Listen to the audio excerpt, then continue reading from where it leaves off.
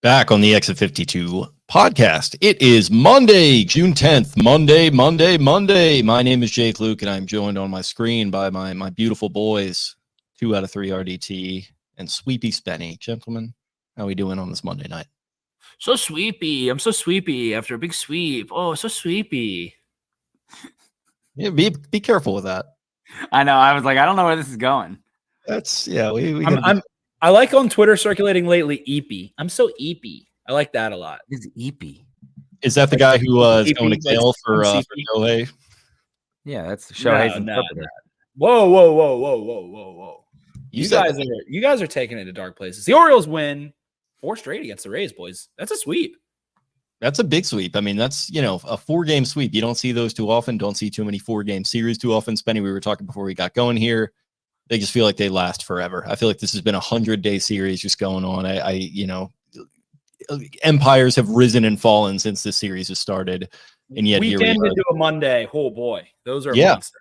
They are, yeah. And the empire of the Orioles is standing strong right now. Eric, I'm getting a little low T kind of Jeb Bush energy from you down there. How we doing? I mean, what are we doing here? The Orioles 4-game sweep, 43-22. What's going on? They're just good now. Now it's like, yeah, they just sweep teams. That's just what they do. Like it is a little low T. It's a Monday. I'm tired.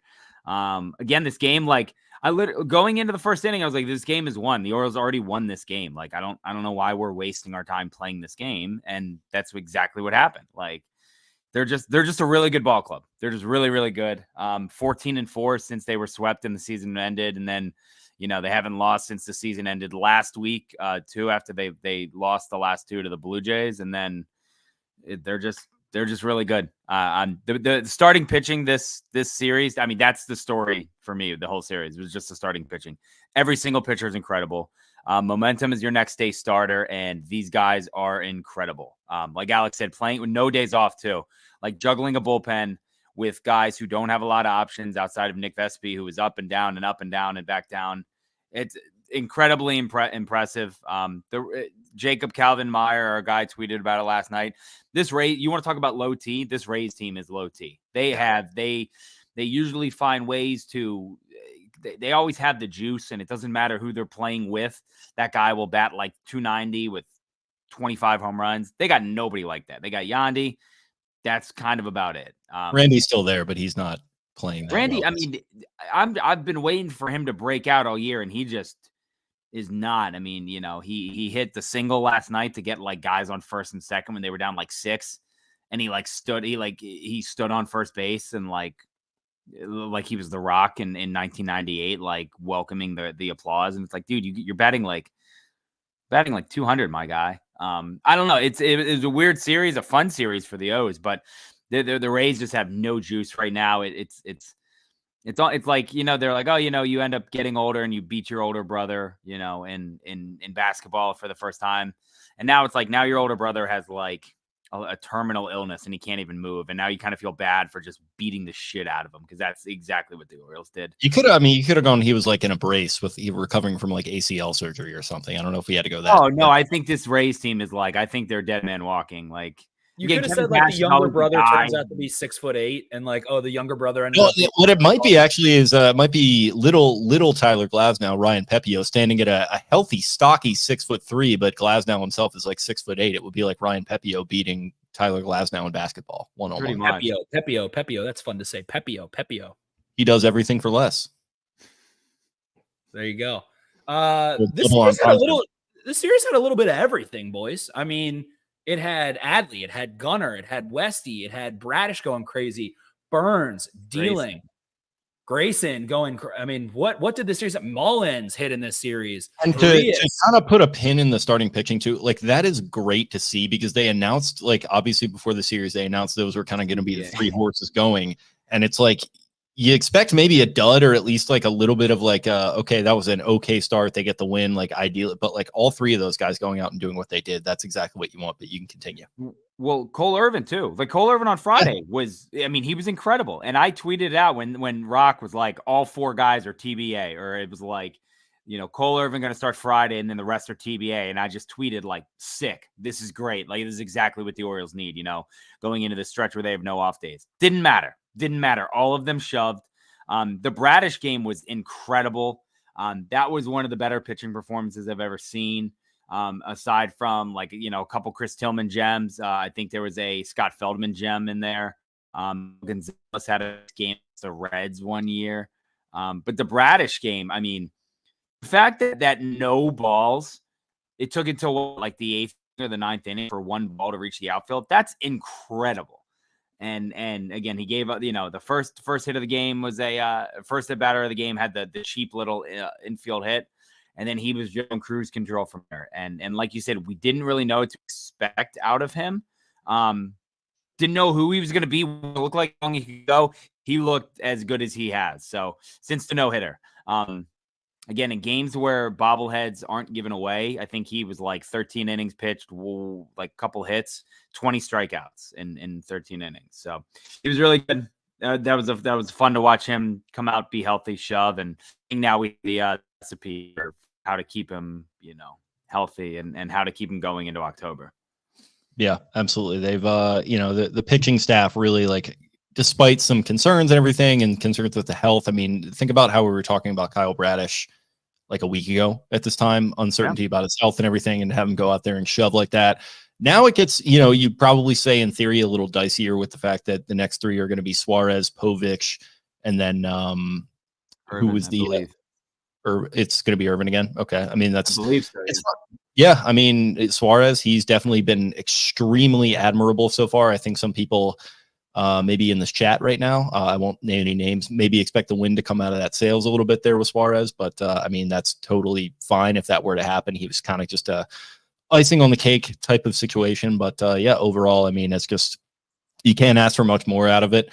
And it's easy to sit here right now and act like, man, that, the Orioles are good, all this and that. But I mean, it was a weird dud ending to that 4-gamer up in Toronto. They start out 2-0 in that one, and then they kind of slide a little bit. We had the Settleman up there. The Settleman curse was alive and well for him in attendance with those 2 losses. But overall, Spenny, I think this really was a nice antidote to that, a nice kind of way to put that in the rearview mirror. And now, I mean, we were just talking before we got going.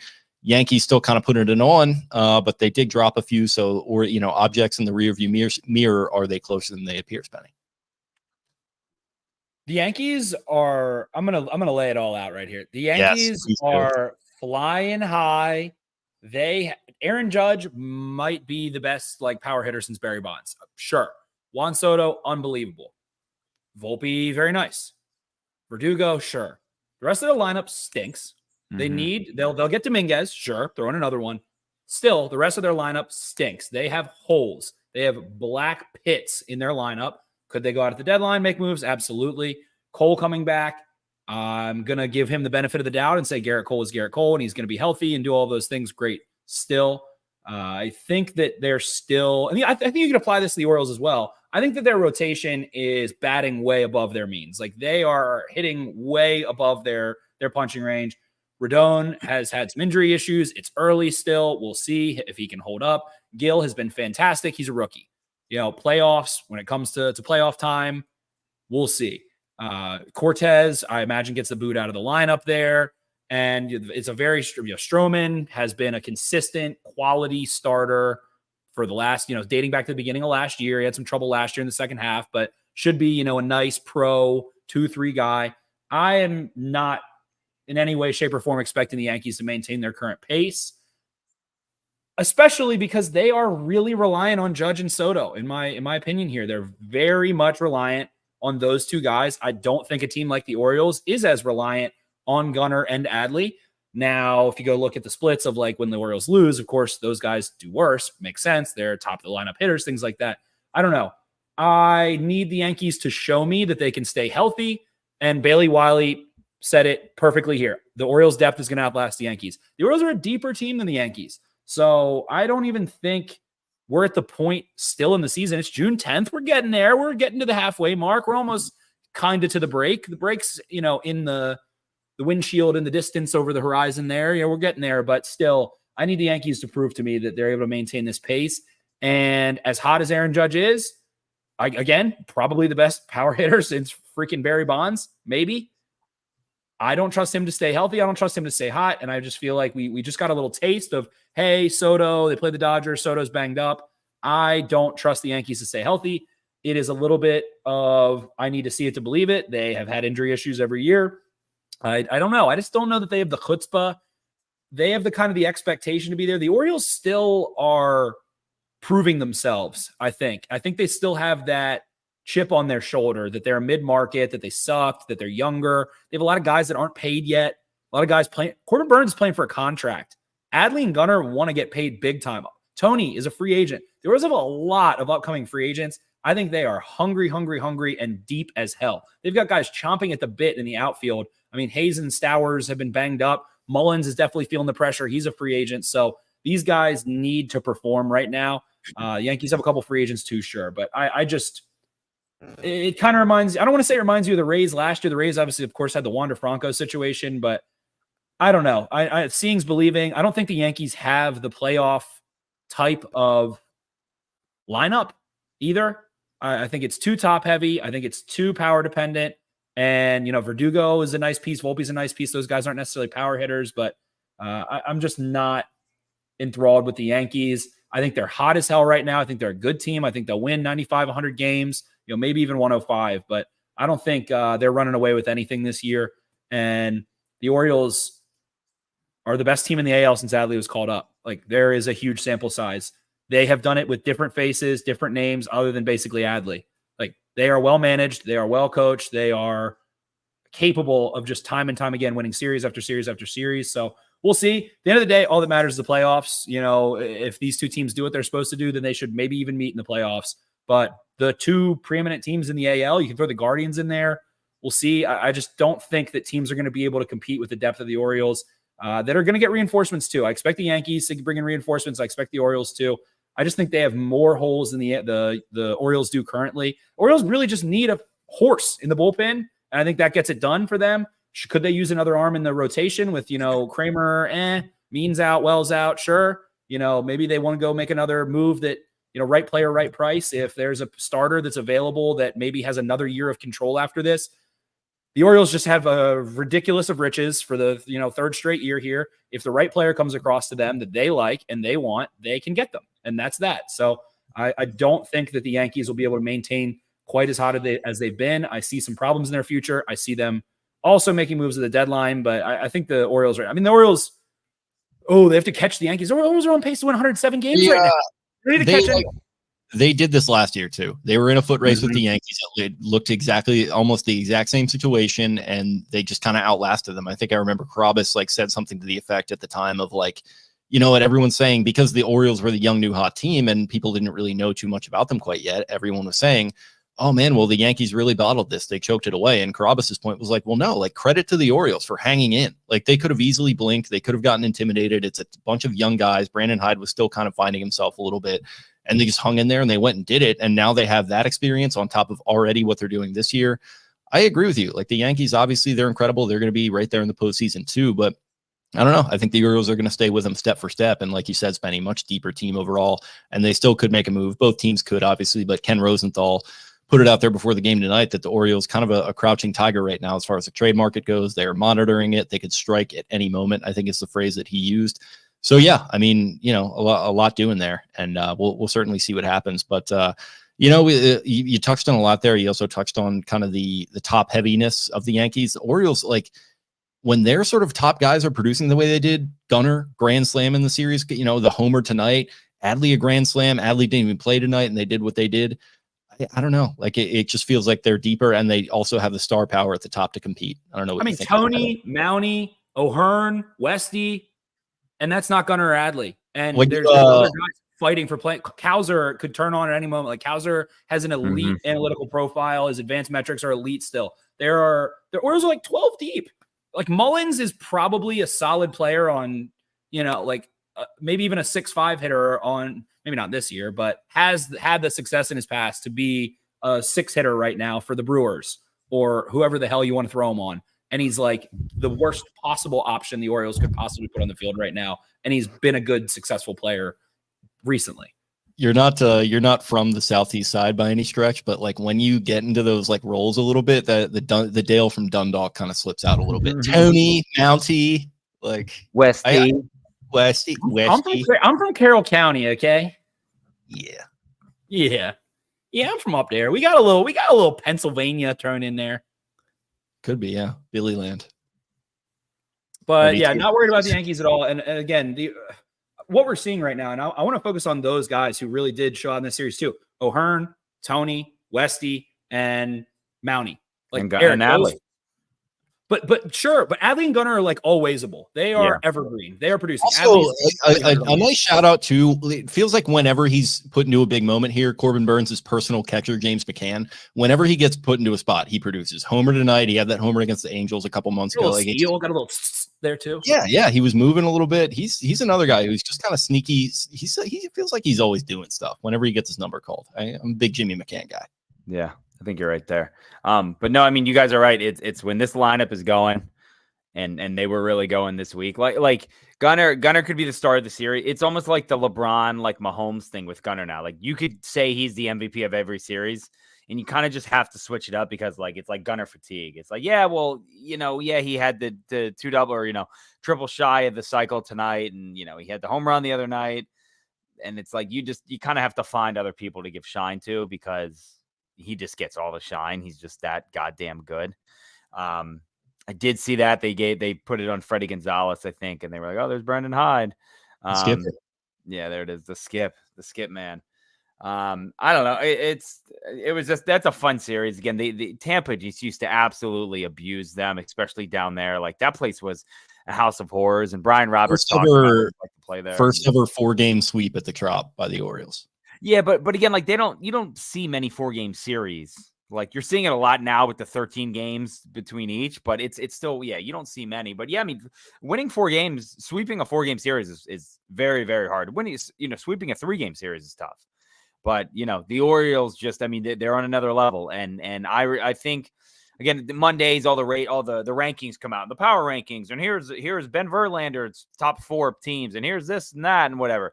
And it's like, it's very clear that there are, there's 3 teams in the AL. It's the Yankees, it's the Orioles, and Cleveland, which I'm even like hesitant to like put them in that same category as the Yankees and Orioles, but they're hanging around. But again, I mean, the Orioles run differential, I think JCM said since they got swept, they're plus 52. And they've completed 2 4-game sweeps in that time, which is pretty incredible. And again, I tweeted it earlier, but like, don't look now. I think Yankees are at plus 111. They're playing now. Orioles are at plus 104. Phillies are plus 108, and the Dodgers are plus 92. So like the Orioles are right there with all those stats. And I tweeted it out today too. Like they're better. If you look at them in the last 30s, you think they're like middle of the pack and walk. So they're getting there, and they're starting to get on base more. And what do you know? You got guys getting on base. The homers are hitting. And it's not solo shots and solo shots. It's 2 runs, it's 3 runs, it's grand slams, and you really put your foot on the other team's neck. They're playing very, very good baseball. I feel like I said it like at least 5 or 6 times in the last like month. Like this may like the Bradish game, that may have been the most complete game the Orioles have played, and the game, and I'm like, that may have been the most complete game the Orioles have played all year. Like it's just they're just all. The bullpen's been fantastic. Uncle Danny. Make the All-Star team. Cano has looked so nasty the last couple times out. And even Kimbrel tonight didn't look his best, but he got it done and was able to find a way. Again, all without off days, all without optioning guys up and down and playing folks shut. So they're a very, very, very, very good team. And like we talked about, depth. When you have Jordan Westburg, obviously it's second tonight, but like when he's hitting like 6th or 7th, or Kowser's batting 9th, and then the next day he's like hitting cleanup, it's crazy. Like you don't see the roster flexibility and depth with that many other teams. So it's wild. I don't know what they're going to do. I would assume they send down Norby and bring back Mateo tomorrow. I think that's probably the move. I don't know. There's a lot of good players on this ball club. When Ryan O'Hearn has 3 hits and 3 RBIs and pulled that ball that was like 2 inches outside, on the corner. I don't know how he did that. And it was weird. I said it to my dad tonight, but like, this was like the first bad game I've seen from Westburg, like just bad. And it's crazy that it took a year for that to happen. Like he was bad tonight. It's whatever, it happens. But you think about it, we're a Westburg error away from possibly a complete game shutout from Corbin Burnes to complete a 4-game sweep. Like, you can make the argument that could have happened if he caught that ball, but I don't know. It was a fun series, a good series, again, for 4 fault wins. And like you said, they're keeping pace with the Yankees, who are not blinking right, but can't really do anything about that. Just got to keep on winning. And that's exactly what they're doing. It's insane. Corbin Burnes tonight, 7 innings pitch, 5 hits, 1 base on balls, 6 strikeouts. The 7 innings thing, it's nice. He's gone, I think, 7 the last 3 when there was some belly aching about the not going beyond 6 from some people on the X app there. So nice to see the Clydesdale getting some real run here. 92 pitches tonight too. I mean, like that's pretty heady stuff there from the Clydesdale. Nice to see him opening things up and really starting to gallop out there on the plains. Love Corbin Burnes. And yeah, I mean, it really, I don't know. I don't want to get into the contract stuff with him too much, but I mean, now the Orioles are going to be flushed with cash. Listen, they've got a patch on their sleeve now. Shout out to Rowe Price, Rowe the Ram, Lucky the Ram, I think his name, or no, maybe it's Trusty the Ram was the name that I saw flying around out there. Thoughts on the patch, Spenny? I know you were hot and bothered about this. Number one, orange and blue are complementary colors. So anyone that's like, go watch a Michael Bay film. Orange and blue look beautiful together. I think that looked perfectly fine. Michael Bay, that's where he goes. Of course. Rowe Price, it's a local company. I mean, it could be a lot worse. It could be freaking like the first thing that comes to my head is like Viore. I don't know. It could just be some random. Shout out to Livy Dunn. Shout out to Livy Dunn. It could just be some random baby Gronk corporatized. Livy Dunn got rizzed up. Nothingness. It's a local, cool looking logo. It complements the color of the jersey, except for the City Connect. And people are going into like, oh, they've done this, but they haven't extended any players yet. I don't know what that line of thinking is. How do you think that they get the annual recurring revenue in order to offset increasing payroll? By doing shit like that. Apparently, they're going to put a giant Rowe Price thing on the scoreboard. I think it's supposed to replace the Baltimore Sun, too. I could be wrong on this. I'm pretty sure the Angelos crew was the one who put this deal in motion, right? They said it started 16 months ago. So, yeah. But go ahead and, I mean, that was probably part of the sale. Those kinds of things are probably a part of, those things are not just like getting swept under the rug. So, I like that. It brings up the extension talks, I guess, to maybe not go to, I'm going to take it super wide. Adley is still not halfway through his team control, and he is by far first due. So there's a lot of time. And then I know people are like, well, the longer it takes, the more it costs. Adley's already going to take a fucking massive contract. How much can you save? He's going to be a perennial all-star. He's hitting 300. He's 6th in the MVP odds. Gunnar is the #1 shortstop. Gunnar is going to exceed Bobby Witt's contract. How much are you going to save? I don't know what the hurry, the rush is. I guess that people feel it's me telling people how to fan and they want the security. Like, oh, I feel like I mean, like, to be clear, we'd all be very happy if this were to just happen tomorrow. Like, it's not my money. There's no salary cap. I don't give a fuck. Like, if you want to sign these guys tomorrow, God willing, do it. I don't know if I sure. And it's great. Pay the guys, get them paid, let them live their life. They're outstanding. They will be paid. They deserve to be paid. Scott Boras, I fucking hate you. Gunnar's not going to sign shit while Scott Boras is here. The last Scott Boras position player to sign an extension that was an all-star was Mookie Betts in 2019. Wasn't it Altuve? Isn't Altuve? That was like 2017. No, he signed one this year or last year. But that was not his first. I'm saying like the first. Oh, yeah, like a first big one. Yeah. Yep. Your second contract. Yes. The last time I think was Betts in 2019. In the 2020s, it hasn't happened. So, like you said, Jake, do we not want it to happen? No, we want it to happen, of course. But people are very jumpy about it. And it's like, there is nothing but and it's in the back of my mind too, right? I'm not gonna sit here and say people are crazy for thinking about it. Like it totally is like a rational line of thinking. I just, like, for me personally, I kind of just want to focus on this team right now and what they're doing, because they're so good, and like World Series aspirations 100%. So like when you want to talk about future World Series and all that kind of stuff, and do they have potential to keep this core together for a very long time, it's totally rational. But for right now, it's June 2024.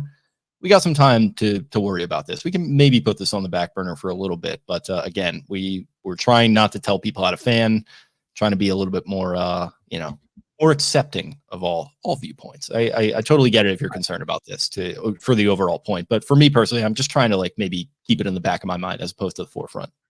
And yes, they should extend Uncle Craig for 3 more years. Shout out to Justin, a noted Philly guy. Hope he's going to be in the house this weekend. I do. I think that people are still kind of just scarred from the Machado thing. That's what I think it was. They're because they automatically go back to like the last time we had a mega superstar. I'm scarred from that. I like almost disavowed the Orioles because of that. So I get that. Yeah, it's going to take some time to like adjust to this new ownership group, and like I wish that they would come out and just open the coffers right away, but maybe that was an unrealistic line of thinking. From what Rubenstein said, go ahead, Eric. I was just going to say, like, contrary to popular belief, it's not easy to get these mega extensions done. I know, Lamar Lover 420 for life at Cal Ripken 8 says, they should get these deals done tomorrow. Like, Rubenstein's on the team for what is it? 3 months now, almost 4 months. And he hasn't, and he hasn't done any big extensions yet. It's not that fucking easy. I don't know. Again, these people who live in this MLB The Show world where it's, you go to a contract extension, you put the money all the way up, and then you hit X, and they're like, yeah, we want that. It's not how it works. Like, these things take time. I don't know if Twitter users who are 23, understand that. I don't think they do. But, these things take time. You don't just snap your finger and you're like, oh yeah, this is done, and this is done. So again, he's on the team less than 4 months. Like, you need to just pump the brakes on all this. If it's June 2028 and we're like, oh man, a Gunnar extension would be fun. Yes, be mad. Not in 2024 right now. He's on the team for less than 4 months. So again, that's the crazy part. But again, I get why people are scarred, and obviously we want long-term, we want them locked up and long-term, I don't know what I'm trying to say, but it's we all want long-term security as a fan. You want to commit yourself to Gunnar. Right, yes. You want to commit to Gunnar for a decade. You want him here forever. You want the feeling of Gunnar Henderson forever. I do too. And it wasn't just mandated. I mean, it was an entire, literally this has been going on since like the early 2000s. And like, Peter Angelos did pay guys. He just paid the wrong guys. And I don't know. It's just a long, several decades now of it's either bad decision making or just indecision. And I mean, they really, dude, they got really fucking taken to the cleaners on that Manny thing because they just timed it out so poorly, and they just, they held on too long. They tried to, quasi go for it in that 2017, 2018 stretch. Really bit him in the ass. They didn't start the rebuild until after that, and it was just all poorly timed, bad timing. And now here we are, and we're still feeling the reverberations of it because that's just how it is in baseball with no salary cap, club model as opposed to these big NFL franchises, and the revenue sharing is different, and the TV deals are different with all these local Joe Schmo networks and everything. It's a lot of just business stuff that I am not smart enough to really break down, or at least haven't done the research on to really break down in a good way. But you are right that like it isn't just a simple like, hey, do you want $1 more than Bobby Witt? Sure. Like I don't think Scott Boras is thinking that way. Like he's probably, if anything, he's probably content to like let this continue to play out because like shit, like Gunnar could do this for another couple more years, and when it's time to get paid, he's going to own the state of Maryland by that point. Yeah, and again, Boras he made an ass of himself this whole offseason with the Big Four, and Jordan Montgomery fired him. Blake Snell, awful. These guys waited and waited and waited, so he's going to try and cash in, like, as he should, because Gunnar Henderson is going to make, like you said, a ton of money. But and speaking of which, we got our guy Kick Stay Trippy in the chat here. Who do you think Corbin Burnes' agent is? Scott Boras. Little Scott. Big Scott Boras, 71 years old, pumping out those $1 billion deals. What is he doing? Why don't you just retire? You have so much money. You live in Malibu. Why don't you just like stick out there in Malibu? Oh, don't worry. He has 230 employees at Boras Corp or whatever the hell it's called. So he probably isn't even touching shit anymore. He's the RE agency that he starts after everything blows up. That's Miller Gold. Yeah. Miller Gold. Sounds like a fucking beer. So it's a ridiculous wealth of good problems to have. The Orioles have a lot of players that people want to be extended. Talked about Corbin Burnes a little bit. I guess maybe to switch gears here. Saw this a moment ago. Corbin Burnes has allowed 20 earned runs in his last 16 starts. Is that good? It's fun because he obviously gave up the home run tonight. But I said to my dad too, I was like, remember like when he was just giving up home runs in the first inning, and we were like, oh, come on, dude, you got to figure this out. And it's like, now he's just so dialed in and figured it out. It's just the funny thing about those games was like he would give up the it was a joke amongst us at that point. Like he'd give up his obligatory 1 home run and then he'd settle in and just shove for another 6 in the third inning straight. Yeah, with 9 Ks and 1 walk and like 2 hits. And yeah, he's the most consistent pitcher I've ever seen, like in an Orioles uniform. It's just penciling for like 6 in the third at least. And he's awesome. He is the prince that was promised, the king that was promised, whatever. He's just, and again, it's nice to like, he was going in this game. Like, I almost was like, maybe you should just rest him till tomorrow. Like, I kind of wanted to push him to tomorrow and have him start at home against the Braves. You know, this is kind of a throwaway game. It's game 4 of a series that you've already won. But yeah, he's been everything that's promised. He's awesome. And again, I love DL to death. I love you, DL. Joey Ortiz, you're my guy. The fact that they only gave up those 2 for him is legitimately laugh out loud hilarious. Like that. The Orioles have been on the other side of some bad trades. This and the Adam Jones trade, or the Orioles should be. Those are 2 of the Orioles have been on the right side of those 2 trades, and it's not even close between those. It's incredible that they only got, they only had to lose DL and Joey Ortiz for Corbin frickin' Burnes. It is, yeah, that is nice. When it almost kind of it almost is the flip side of that Manny thing where you get like 1 or 2 pieces that are like solid for you. And now it's like, yeah, like I was about to say, Joey Ortiz having a solid season there in Milwaukee, so good for him. But yeah, I don't know what's going on with DL. I don't know if he's having like health issues. Or anything. Yeah, he was hurt. I think his knee. So I'm hoping he can get it. Then the Orioles should flip someone for DL at the deadline and give us that bulldog back in the bullpen. That would be a fun little play there down the stretch for the trade deadline. Be like the Yankees with Chapman when they just lent him to the Cubs and then fucking signed him right back. Papa John, our guy Papa John Schnatter, prayers up for him. He's been having a tough couple weeks here, and Gunnar just absolutely running his legacy into the ground right now. That picture, the reckoning. The day of reckoning will come. Yeah, he's eaten 40 pizzas in the last 30 days. I don't like he had left the company by that point too. I don't know why he was doing this quality check. And that picture that I tweeted out of him in the Joker makeup, I don't know like where that came from, but just one of the all-time great visuals from our guy Papa John there. Gunnar quietly, I mean, I guess not quietly, but at this point we're kind of numb to things that he does. This is just like the Gunnar show. 3 for 5 today. The late opposite field double that he wanted to run on Randy again, like he did last year, and turn into a triple. The grand slam. I mean, what are we doing? Guy's hitting 275 now. I think he was hitting 265 entering the series. What are we doing? I mean, Hyde made the point that he is tired as shit, and he goes out there first ball swinging and just sends it out of the park. Like it's comical what he's doing. He's also 22 years old. He's got all the energy in the world. He has it. He doesn't know what it's like to be 28 or older, and you wake up and things are creaking that never creaked before. He'll get there eventually. But for I don't know, he's so Southern that I feel like he does just have a bad back. His back just hurts because he's just that Southern. It's funny that his accent really is like that. When I heard him on the Yak, obviously I had heard him speak before. It's not for show. Alabama accents are not for deep Alabama. The boys that like to hunt, they're not for show. It's not, oh yeah, how you doing? No, it is what it is. Droopy, kind of soupy quality to it. But then also he's like flipping out these Jar Jar Binks and Scooby-Doo impersonations. I mean, geez Louise, who could have seen that coming? The Star Wars thing, again, Spenny, did you ever watch The Chill? Did you end up watching it? Yeah, I did. It was great. Yeah. I was not shocked, but I don't see people from deep South Selma, Alabama. Like, I gotta watch the Star Wars. Like, I gotta get my teeth into this one. And it kind of reminded me of when Lamar was like Harry Potter for Halloween, and he was talking about it. He was like, "Yeah, I wouldn't say I'm a huge fan. I tried to watch it once, and I would just always follow. I get it. They're long though. I'm watching them for an hour, and then I fall asleep, and then Harry Potter starts watching me." Well, you're a big K. Rowling supporter. You like really? No, I like the stories, but you were actually saying the other day that you're actually not a big fan of the books or the movies, but you like the stuff that she talks about outside of all of that. No, I've never seen any book or movie or supported anything.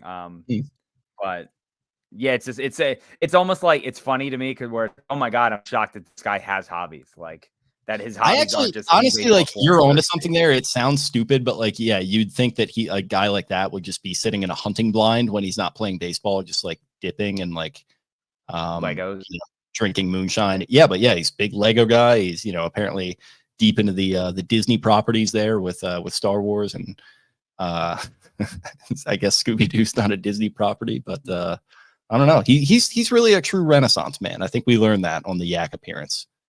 Most home runs in teams' first 65 games of a season at 22 or younger. 1959, Harmon Killebrew. 24. 1970, Johnny Bench. 23.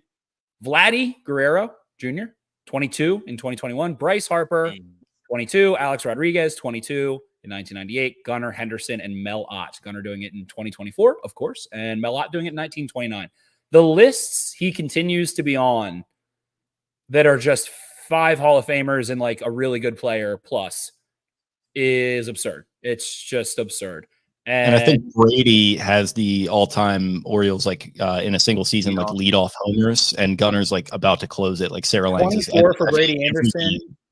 It was 24 for Brady Anderson in 1996, of course. Most home runs out of the leadoff spot in the first 65 games. Brady Anderson 24, Gunnar Henderson 21. Most out of the leadoff spot ever, Ronald Acuna 41 in 2023. Gunnar certainly on his way to that. Yeah, so he's just, it cannot be overstated, and I think you said, Eric, there's a fatigue there where it's like, okay, we kind of get it, what else is going on, but cannot be understated how fucking good this guy is. Incredible. It's like the list with like Trout and Ohtani. It's there was the like famous tweet like tungsten. The first time tungsten the arm oil. Yeah, like Gunner's getting to that level of like he has no 22-year-old has done this since before the war. Something like that. It's just whenever World War II gets invoked in like a sports stat like that, that's how you're in rarefied air. Yeah, it's pretty good. Braves coming to town here. Phillies coming to town here. Super fired up for those. Our boy Chris Leverett in Leverett. I'd go Leverett. Leverett in the comments here. How fired up are we? Braves coming to town. That's a rarity. And Phillies coming to town. Phillies Father's Day weekend, sold out games already. Phillies probably the best team in baseball to this point. They are star-studded out the wazoo. Ranger Suarez going crazy. They're coming back from London. You sound like you're from London. And man, really exciting series. Yankees coming up here in a little bit. Rays, of course, been an exciting division stretch. And now 2 home series against hot, young. The Braves maybe a little bit colder than they have been in the last couple of years. Singles but in your area. Young, fun teams, yeah. Thought you meant, yeah. The Friday. I'll be there on Friday Saturday. night. Bradish and Ranger Suarez matchup is going to be fantastic. That's going to be very, very good. And again, like I saw some people complaining, I guess, that they were going Suarez. Who did we say the line? It was Suarez, Povich, and Irvin. Povich, and Irving. And then someone was like, yeah, but it's going to be Bradish, Grayson, and Burnes versus the Phillies. Like that's how this is what you do. You set up your stars to your big guys to go up against the big teams. Like why would you not? Like, no offense to the Braves, but like these aren't the Braves of last year or a couple of years ago. Like they're fine. Again, they have guys scuffling. They're kind of like the Yankees. They have good players, but they also match holes in the lineup. So I'm not injury issues with them too. Yeah. Like I'm not terrified of the Braves right now. And my tomb night, that may change in 3 days, but I'm looking forward to this. Is again, like we've kind of been waiting all year for June, the gauntlet, the hell season. It's here now. Like we're balls deep in this right now. Like this is where you kind of see what you're made of and what you need to go get. Like, maybe you need to get another starter, and maybe these couple of weeks will prove that. Maybe you do, maybe you do. But this is a great opportunity for them to really put their name out there. Again, if they win, say they win 4 out of 6 against the Braves and Phillies back to back, then I think you're going to start getting the like Gunnar MVP, Adley MVP, Bradish Cy Young, or Burnes Cy Young. We're really going to start hearing these storyline and all the stuff come about. So, and honestly, I don't think the results are going to one way or the other. They're not going to be terrible, I don't think. And even if they're average, like that's not going to change the calculus of like you should probably go get somebody else, right? Still, because like it's just adding strength to strength. Like if you're trying to win a World Series, I think that's absolutely what you need to do. And like, let's say they do go out there and they shove and they go, you know, whatever X amount over 500. That's all the more reason to me to push the chips in and go get a real guy that can help you. I just have too many pieces not to. Right. Too much in the pipeline not to. I mean, last year was like they were ahead of schedule last year. I genuinely feel that they weren't supposed to be where they were. I mean, going into the season, the rotation was an unproven, and I'm sure they were way more optimistic and confident in Bradish than anyone else. But it was Bradish wasn't even your number one. You had, you know, freaking oh my god, I can't even think of his name. Starter, Gibson, right? Kyle Gibson. Yeah, Kyle Gibson, Bradish. You know, Grayson's supposed to be coming up at some point. Like the rotation, Dean Kramer, Tyler Wells wasn't supposed to be a 100-win team with that. Maybe Gunnar, DL Hall, like right. Yeah, DL Hall's on all the promos for everything. So my guy Jack Flaherty, they go and make that move. Jack Flaherty voted by 5% of players polled by The Athletic to be the most overrated player in baseball. It's like number 5. He's shoving this year. I'm seeing some good pitching ninja stuff from him. Yeah, 100%. But yeah, I think they were ahead of schedule last year. So Elias got to do some calculus and get into the lab there and figure it out. But this Phillies series, I think you make a great point, Eric, that the Phillies are the preeminent fun team in baseball right now, getting a ton of headlines and right up 95. I mean, Father's Day weekend, huge series. So a lot of spotlight and media light is going to be going to the Orioles if they can perform in this one. That was a very dejected egg shake there, RDT. I don't think. I mean, I didn't get tickets. Somebody texted me this weekend, and they were like, "Hey, are you going to a game on Saturday?" And they're part of the crew, the warehouse thing. And I was like, "No, I'm not." But is that like? My buddy from Philly lives in Annapolis now. He pitched the idea. We grabbed some standing room once, so we'll be there on Saturday in the house. Yeah, I've been looking on SeatGeek, I think it was, or Game Time. Sorry, Game Time. Game Time. Some good prices there. You know, I'm shocked Friday's not a sellout yet. I'm sure it will be soon. Again, I think they win 2 out of 3 against the Braves. I think you'll see people flock to that and jump on the tickets. Yeah, I mean, you can get in the building for $35 on Friday, $70 on Saturday, $50 on Sunday too. So yeah, it should be. It's going to be a fun one. And shout out to ESPN and MLB. They are always top notch and do all their good stuff. We do have Red Sox Yankees Sunday Night Baseball this Sunday. So that's whenever you can get Red Sox Yankees on TV, even if the Red Sox are awful, you got to do it. You know, forget the. I can already see the montage, the Kevin Millar montage. 20 years ago. Just don't let us win one. Don't let them win one. When these two teams get together, you throw the record books out. That's what it's all about. That's what baseball is all about. I tip my cap and call the Yankees my daddy. Thanks, Pedro. But good stuff. Kind of crazy. It would have been fun to see that on Sunday Night Baseball. That would have been, again, it seems like a no-brainer, but whatever. I'm not here to, me. I don't bitch about little stuff like that. I stay out of all that whole area of nonsense. You're above the fray. Yeah, absolutely. Love the Fray. Great band. A lot of good stuff there. Everyone knows I'm in over my head.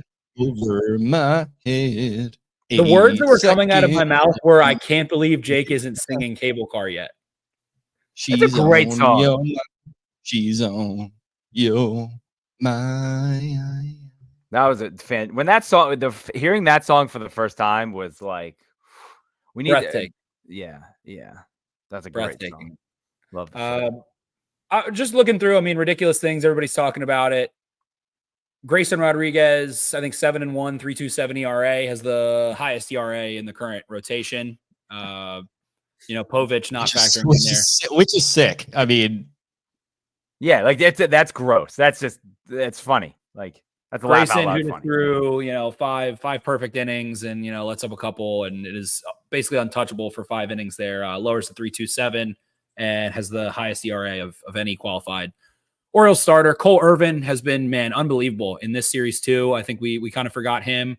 That curve, what are they calling it? A knuckle curve now, I think. Something like that. I can't remember what they're calling it. Something other than just a curve. Maybe it's maybe a nerve. KNURVE. Knuckle curve. Yeah, he's unbelievable with that. I think Corbin had the curveball working tonight too.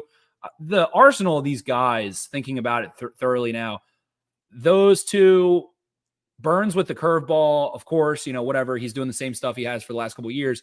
Bradish throwing the sinker instead of the four seam. Bradish was third in AL Cy Young voting last year with a dog shit four seam fastball that he threw a lot. Now he has a filthy, faster sinker with vertical run on it. Again, he is replacing his worst pitch, which he threw a lot, with a filthy 98 mile an hour sinker. What is going on in Baltimore right now?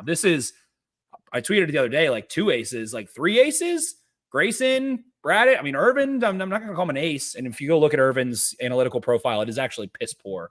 Very, very bad this year. So that would indicate maybe Danny McBride, Irvin might come back to reality a little bit still, but he got the Barks bump. That's karma for Cole Irvin. Good karma. He's a dog. He's just a dog. He doesn't need the analytics. He's just a dog. Yeah. So Cole Irvin. Unreal stuff going on. I mean, the bullpen's been fucking electric too, really. Shout out to my guy Uncle Craig, by the way, racking up the bases and like just punching them out. He was just toying with them out there. What a display by my guy. Look at him. He's flying high right now. We all know I love his Metallica entrance as well. Yeah, we did get a text from Brian. I don't know if it's been thrown out there yet, but Burnes is now tops in the league in innings pitched. So, and again, it doesn't seem like he is. Like he's not. Again, it seems like they're still kind of holding him back, but he's out there doing the damn thing. Speaking of Brian Black, I gotta shout him out. What a round of golf I watched him play yesterday. Just absolutely just put the screws to me and my guy Alex. I thought I had him on a couple. He's making birdies from everywhere. That backswing looking just completely unstable. I don't know how he does it. What an absolute player he is. What a horse. He's throwing darts out there. He was. He's getting geared up for his member guest down there. Yeah, and the captain's thing about Brian that reminds me of a horse. Yeah, listen. I mean that nose pretty long. By the way, his nose is perfectly proportional. JCM again. Here we go. Gunnar Henderson slashing 274, 375, 99, or 599 for a 974 OPS. Here's what he's on pace for: 137 runs, 172 hits, 27 doubles, 10 triples, 52 home runs, 114 RBIs, 92 walks, 20 stolen bases. Those numbers are just dumb. Isn't it nice to have like a guy who might hit 50 home runs and have it not feel like kind of weird? Like it always felt weird with Chris Davis. I think did Trumbo do it one year or he got close? No, he was like mid-40s. Mid-40, yeah. So he got kind of close. It just kind of felt like, all right, this is like the WWE, just the Bash Bros are just going to go up there and that's all they're going to do. Like Gunnar doing this on top of everything else that he does, I think that really underscores it. Yeah, like playing Gold Glove defense and just being a psychopath and just loving Star Wars. It does. And yeah, I mean, Jar Jar Binks. I mean, what a pool. I mean, you can tell he's really dialed into the good Star Wars movies when he's pulling the Jar Jar Binks impersonation out. Never seen it, so I got nothing there for you. Yeah, you're more of a Newman in Jurassic Park guy. See, nobody cares. Nobody cares. Nobody cares. We got Dotson here. Gunnar Henderson, dogs of the series. Orioles sweep the Rays.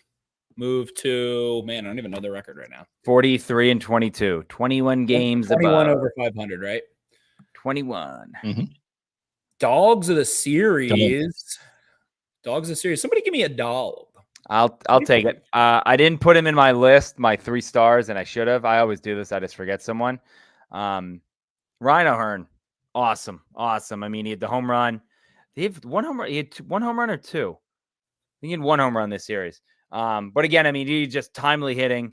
He really does get stuff started. And you're thinking of the pinch hit one against the Blue Jays, which probably felt like. Yeah, that's right.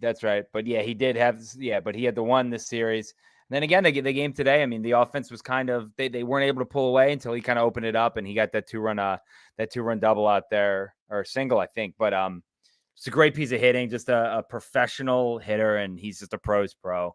Awesome to see him still performing well. Like, this isn't a fluke with him anymore. Like last year, I think people were like, oh, it'll be funny, but he could turn back into a pumpkin. He's not a pumpkin. I don't think there's anything pumpkin about Ryan O'Hearn. So he is He is a paternity test came back 0.0%, not pumpkin. No pumpkin detected. I think the ball's looking like a pumpkin for him. It is. Smashing pumpkins out there. Did you see Matt Wayrich's tweet with the screenshot of the ball on the outside of the plate? And then it's the screenshot of Dave Portnoy from the famous pizza review, and he said, "How's he pulling that?" The one with the homeless guy. It's a great tweet. That's one of the more unhinged internet videos I think I've seen. R.I.P. to that guy. He did die. Oh, did he? Wow. Okay. He did murder someone though. So that for whatever reason that doesn't shock me. Neither of those things. No, but yeah, great tweet. But Ryan O'Hearn, dog, bark, good boy. My dog of the series, maybe a little bit out of left field, or actually maybe even right field in this one. I got to go with my guy, Zach Hampel. Absolutely just shuffling down from another. I mean, he saw that Adley grand slam coming from a mile away, jumps down a section, runs down, and just posterizes this fan, 6-stack glove in there, and just snatches it away. Tremendous stuff. I compared it to the painting of David touching God's hand there.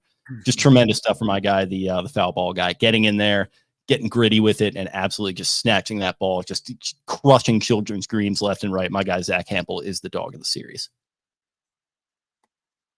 Fuck you. Yeah. I don't know why I don't know why you have to act like that. I mean, what a display of just pure. Don't bring that scumbag into my nice little Monday night with the boys. Keep that out of here. Get some determination, athleticism. That guy, he's getting up there. He's in his 40s now, I'm pretty sure, and he is just absolutely. He's still getting after it. I mean, we should all be so lucky to travel the country and just snatch balls left and right, away from 11-year-olds, just children with tears in their eyes, as I just crush their. Can we fuck you in the chat, please? No, absolutely not. No, Danny, I need you to put all those up. No lakes, no fuck yous in the chat. Adley and Gunnar, I'm doing duel. Or excuse me, Adley and Kyle Bradish, I'm doing duel. Gunnar gets it every time. We don't need to sing his praises anymore. Adley, I mean, just unbelievable. Unbelievable on the Grand Slam. The Grand Slam was just such a unreal moment. His second of the year. I think he's, sixth-ish in RBIs in the AL. Makes sense when you do have Gunnar ahead of you. Just been a dog. For all the shit he gets about, not having the best arm or whatever, which is weird because he was supposed to. Unbelievable, too, early in the series, blocking balls, keeping balls in front of him. He has been thoroughly elite at that. I think he has 9 outs above average blocking balls. So say what you want about his defense, whatever. He figures out how to win, commands the staff, blocks balls. That was sick. And then just Bradish, man. I mean, I was sad. I was so sad. It felt dreary that this whole situation went down. They had to call it Povich. You're like, fuck, shit. Oh, my God. And then just goes out and absolutely shoves. Again, the sinker, electric. He is his persona on the mound, I think, is extremely underrated. He gives me slight Chris Tillman vibes with a lot more edge. He just chomps on that damn gum and is unflappable. He just mows you down. If he's having a bad start, good start, just chomps on that gum. He's always sweaty as shit and just go, go, go, go. It feels like when he's pitching, there's a pitch every 3 seconds. His pace is ridiculous. Maybe that jersey, this might be a Fanatics thing, but that jersey starts to look a little raggedy after 3 innings. He really gets deep in it. He is doing elite Tour de France cardio as a pitcher. It feels like he is just coming at dudes, pumping. It doesn't stop. He's like a robot on the mound, and I'm digging the vibes he has on the mound a lot. I don't know. I feel like it flies under the radar, but the stuff has been so sharp considering the injury and the setback and the caution and all of that kind of stuff. And man, he's better than he looks better than he did last year. He looks better. Yeah. He looks stronger and harder to hit. His location is more consistent. It is terrifying to think of. So considering where we were, ahead of the season, I remember doing the preview at Jimmy's and stuff to him, even just a couple days ago, the worry, the scare, oh no, it is a UCL injury, and I'll knock on the wood there for him every time. But man, he is a monster up there. Has been very crappy at Camden Yards. I saw one of the accounts. There's some account that always just does random stats. Does this matter? I think he's been banged up twice at Camden. I don't know. I feel like he does pitch a little better on the road for whatever reason. I'll throw that out there into the random ethos. He's the road warrior. Shout out to Furiosa. He is. He's the road dog. So Bradish, man, I love watching him pitch. It is so fun to watch him pitch. The run that he has on the 2-seam, all his stuff is just fun, and I can't get over that sinker. So I'll give him Chris Leverett here. How many All-Stars? Gunnar and Burnes. I think Gunnar, Burnes, Adley. I think Mountcastle. It'll probably be Vladdy starting, I would think, just because. I mean, if you look, his numbers are better, except for average. His I feel like though, because Vladdy is like the number one guy on his team, he will get the most votes, and then they'll be like, okay, yeah, we'll have him be the starter. Like Mounty's, not the number one guy on the Orioles. Yeah. I do think Mounty makes it. I think he's the number 2 first baseman there. I don't think Westy makes it. No, me neither. But he should. He should make it. I think. I'll give you this one. I tweeted it out. I think Cologne makes it. I think Uncle 100%. Danny. Yeah. I think Uncle Danny makes it. The coaching staffs and the managers, they find those relievers, and they love those guys. And I think Danny's story and his age and all that. I think he's a very intriguing guy to make it, and his numbers are just incredible. He has inherited 14 runners and not allowed one to score. No, he's been his whip is like what, 0.64, something like that. He's gross. 0.62. He has 28 strikeouts in 26 innings pitched. He's had 29 appearances, 2.42 ERA. If you go to his Savant page, it is pure filth. His fastball, his breaking, his total value, everything is pure filth. I mean, he never walks guys. He strikes guys out a ton. He rarely gets hit hard. Excuse me. He has been getting hit. He gets hit hard, but doesn't allow a lot of barrels is what it is. But, and it feels like they'll be up 3 and he'll let up a solo shot here and there, something weird. I don't know. It feels like the more leverage there is, the more filthy he gets. Which is a good salve to some of the other guys who it feels like things can get away from them a little bit. If they do need a closer in the All-Star game, I've got a guy who hasn't allowed an earned run since May 8th. Could be Uncle Craig.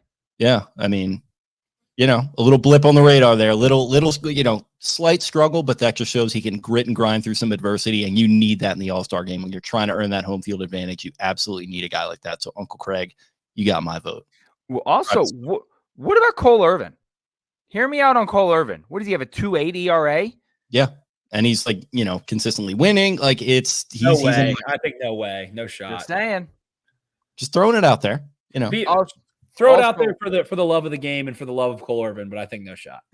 No, it's not going to happen. I mean, it's not because it is a little bit, there's a popularity contest element to it. So no, but just from our everyday watching of this team, being in the conversation to be on the borderline, I think is fair. So what does that leave us with 5 to answer Chris's question? Yeah. Adley, Gunnar, Mounty, Burnes, and Coulomb. Yeah. And again, I think you could see Grayson making it. I was going to say Grayson is not out of the conversation because he has racked up a bunch of wins. Fans see that on the ballot. Oh, maybe he has, But pitchers aren't on the ballot. Remember, pitchers are all chosen by the managers, and that's why I think a Cole Irvin and a Coulomb could make it, because again, the managers I think that bodes really well for Coulomb. Yeah. So that, and also again, the position players, get out and vote. You can vote each email 5 times a day.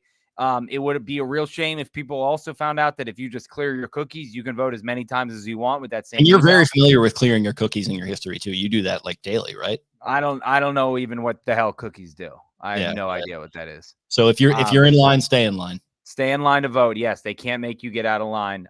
But seriously, if you don't have time to vote, send me your email and I will vote 5 times that day for you.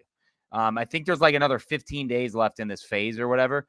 But again, it's people are always we did it last year where we're oh, Jonah Hines starting over Adley. And it's well, yeah, because the Texas fans really showed out.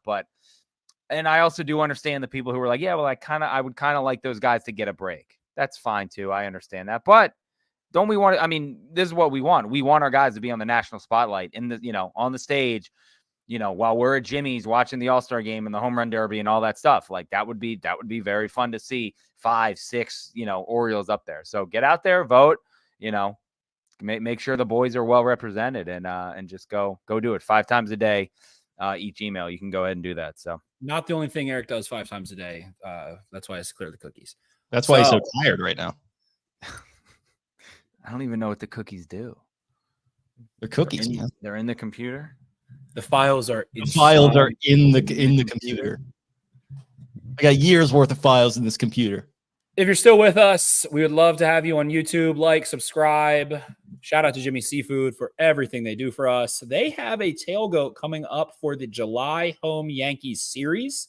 I will be unable to attend. I would imagine several of these Jagaloons will be in attendance. I'm going to have to check the calendar. See if I can, believe it is on the 13th of July, which is the day I'm the best man in a wedding. Oh, how's the speaks looking? Are we dialed? I'm a professional talker. I've got. You're an off the cuff guy. No. Not off the cuff. I've got the ravioli formioli'd in my brain already before I start. I'm going to start outlining probably the week of. I interviewed the groom. I asked him some questions. I gave him a thorough interview. It was at Fager's Island, so I only remember like half of it, but I'll probably do it again with him and the bride. I plan on doing that with too. I wanted to do like an interview and then share some of the things they shared with me more so than like make it about like, oh, this funny thing I did with the fucking groom. When I first met David, I wasn't sure about him. That's what you're going to be following, so you'll be fine. Yeah. Hi, I'm Sarah, and I'm Bethany, and we love Sarah. For those who don't know me. For those who don't know. For those of you who don't know. We love all bridesmaids and all women. We do. This is a bridesmaid positive podcast, 100%. We love what the work that you guys put in. And the movie too. Very funny movie. Yeah, it's good. Seriously, it was very funny. Like and subscribe. Boys, final thoughts here. Rays getting sweepy. Oh, so sweepy. Rays getting swept. Orioles going crazy. What comes to mind? What comes to mind as we close out here? Jose Siri has never seen a strike in any at bat that he's ever taken in his life. That guy has complained. You made my phone wake up, so thanks a lot, jerk. No, sorry. Hey Siri, it's not your night. That's all I'll say. He stinks. What do you got, Jake? What do you got in the tank? What do you got ruminating in there in that big brain of yours? Spitting on, Jake? I don't know. I'm you like to get wet. Yeah. Thank you, Denzel. Yeah, no, exactly. I mean, it just feels right, man. It feels good. It looks good. It feels good. I like my chances. Yeah, no, I mean, it's just what can you really say about this team that we didn't just cover in the last hour? So just to recap it all, Gunnar is just an absolute treasure to watch, and you should enjoy every second of it, not in the context of his contract, because there's obviously that existential question that is hanging over him right now. But I would just say, I guess overall, my point would be to hopefully put a bow on it nicely. Just enjoy it to the extent that you can on a daily basis. And, we can have the larger scale conversations here and there, but don't let that. The bad man's gone. The Angelos family's gone. Exactly. They're going to do normal things. Yeah. And don't let that. For me and my compadre at the top of the screen here, we just went through a 2-year saga, maybe even really more than that, over a contract. And that was even, I would say, more dire than this one at times. And that can really sap your spirit and really just kind of kill your enjoyment of what were good Ravens teams. And this is a great Orioles team. Do not allow that to kill your enjoyment of it. Be skeptical, question here and there. It's healthy to have some criticism, but overall, just enjoy what they're doing, because this is probably my favorite Orioles team I've ever watched, up to this point in the season. I agree with that. And I want to say summer is here. And this is my probable favorite Orioles team of my life. Like maybe the Chris Davis monster year was really, really, really fun. But enjoy, go to the yard, be goofy, have fun, watch every game, watch on your phone. We have a semi-functional app to watch on. If you've got Masson, go enjoy, get out to the yard, support, buy the beer, buy the ticket, go when you think about it. This is a year to buy all the way in, to enjoy the ride. And it's summer. School's out, baby. School's out. School's about out. Yes, school's out for summer. Yeah. Randy Floyd and the boys are just pounding beers out by the Moon Tower. School's out. We got the 4th of July creeping up by. So get out to the yard, enjoy yourself, get out to the beach, have fun. If you're here with us in the Mid-Atlantic, it's our time of the year, right? This is what we save up for. You go on the family vacation, you go down to the yard, you have yourself a Friday night when you're around. So eat up. Summer's here. It's beautiful out. Enjoy life. Enjoy the Orioles. This Orioles team is badass and so much unbelievable fun to watch. So much. So enjoy, have fun, get out to the yard.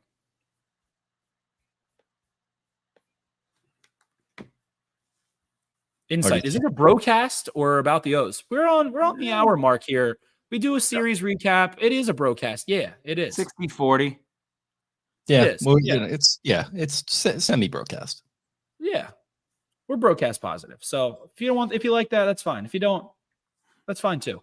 But get out to the yard. I can direct you. There's a great website. It's called ESPN. You can look up all the box scores there. That's what you're looking for. That does it. Eric, you got any final thoughts down there to close out this low T, kind of just slogging through this thing? For me, my team just sweat. 4-game sweep down in Tampa Bay. Woe is me. I can't believe they only, they swept them in 4. No, this was fun. It was a good time. It's always fun chopping it up Monday nights with the boys. It's going to be a very fun week. I feel like it's going to be, because again, things kind of get kicked into high gear. So it's now we go time. We're done playing with the little, the kids table is over there, the Blue Jays and the Rays and blah, blah, blah, the Red Sox. Now it's kind of like, all right, now the big boys are coming to the table. So this is kind of nut up or shut up time. So now we go. Season starts after Memorial Day. Thank you all for listening, everyone that was hanging here with us in the chat and everyone listening after the fact. We appreciate you all very much. Always fun to go over an hour on a Monday night recap, but I think this series called for it. What a fun one. What an absolute delight of a 4-gamer down in Tampa that the Orioles take 4 of, and man, it was fun to watch, as it was fun chopping it up with you lads, and I hope everyone listening had fun as well. If you liked what you heard, feel free to subscribe to us on YouTube. It helps us out a lot. Comment on all the videos, give us the likes, give us all the engagement, and pump those numbers up for us. Find us on social media as well at Exit52 Podcast across Twitter, Instagram, and TikTok. My name is at Jake Louque on Twitter or X. Spenny is at Ravens 4 Dummies. That's the number 4. Eric is at EDITTI22. You can find Brian at Barstool Banks, Taylor at Taylor Smythe 10. Thank you all for listening, and we'll chat again very, very soon. See ya. Arrivederci.